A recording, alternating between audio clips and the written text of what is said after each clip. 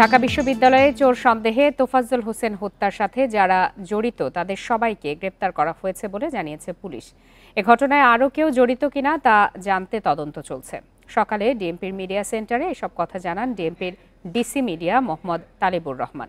এ সময় ৫ আগস্টের পর থেকে ডিএমপির বিভিন্ন কার্যক্রম তুলে ধরেন তালেবুর রহমান।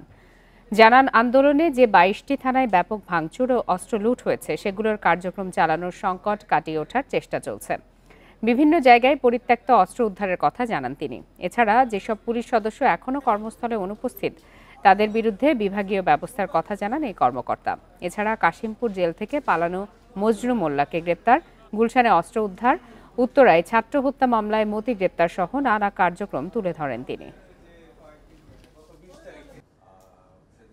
ঢাকা বিশ্ববিদ্যালয় তারা নিজস্ব একটা তদন্ত কমিটি গঠন করেছে এবং তারা কিছু ফাইন্ডিংস তাদের মধ্যে দাখিল করেছে।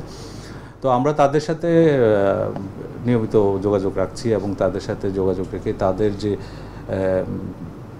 সাজেশন বলেন, তাদের যে পরামর্শ অনুযায়ী আমরা যে বাকি যারা এর সাথে জড়িত তাদের গ্রেফতারের জন্য আমাদের তৎপরতা অব্যাহত আছে।